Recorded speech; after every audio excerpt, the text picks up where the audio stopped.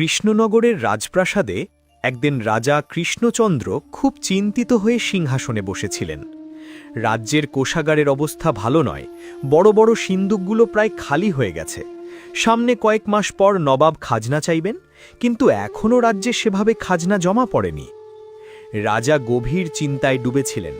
ঠিক তখনই রাজসভায় উপস্থিত মন্ত্রী বলল, মহারাজ, যদি এখনই কঠোরভাবে খাজনা আদায় না করা হয় তাহলে নবাব খুব লেগে যাবেন। আমাদের এখনই শক্ত হাতে ব্যবস্থা নিতে হবে। রাজসভায় তখন গোপাল ভাঁড়ও দাঁড়িয়েছিল। সে একটু হাসল, তারপর শান্তভাবে বলল, মহারাজ, এখন গ্রামে চাষিরা ধান বুনেছে। এই সময় তাদের কাছে টাকা নেই। তারা খুব কষ্ট করে মাঠে কাজ করছে। ফসল উঠলে তারা নিজেরাই খাজনা দিতে পারবে।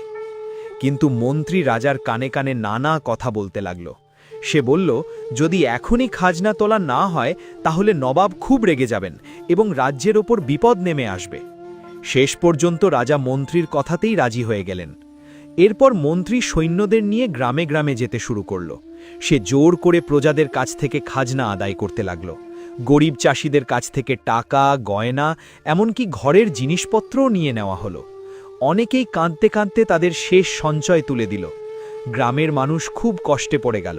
কেউ ভাবতেও পারেনি যে এত কঠোরভাবে তাদের কাছ থেকে সবকিছু নেওয়া হবে। অবশেষে একদিন গ্রামের মানুষ সবাই মিলে গোপাল ভাঁড়ের কাছে গেল। তারা বলল, গোপাল দাদা, আমাদের বাঁচান, মন্ত্রী আমাদের সবকিছু কেড়ে নিচ্ছে। আমরা আর কি করব বুঝতে পারছি না। গোপাল মন দিয়ে সব কথা শুনল, তারপর একটু হাসল এবং বলল, তোমরা ভয় পেও না, একটু ধৈর্য ধরো, আমি একটা উপায় বের করছি। এরপর গোপাল সরাসরি নবাবের দরবারে গেল। সেখানে গিয়ে সে নবাবকে বলল, জাহাপনা, কৃষ্ণনগর রাজ্যকে কিছুদিনের জন্য চারদিক থেকে পাহারা দিয়ে ঘিরে রাখুন।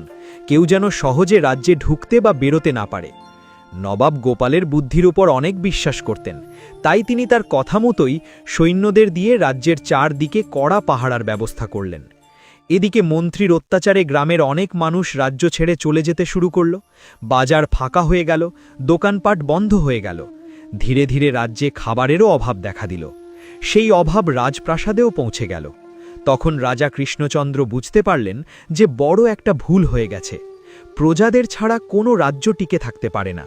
তিনি সঙ্গে সঙ্গে গোপালকে ডেকে বললেন, গোপাল, আমি আমার ভুল বুঝতে পেরেছি।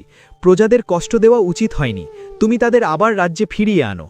গোপাল হেসে বলল, মহারাজ, রাজ্যের আসল শক্তি হল প্রজারা। তারা সুখে থাকলে তবেই রাজ্য সমৃদ্ধ হয়।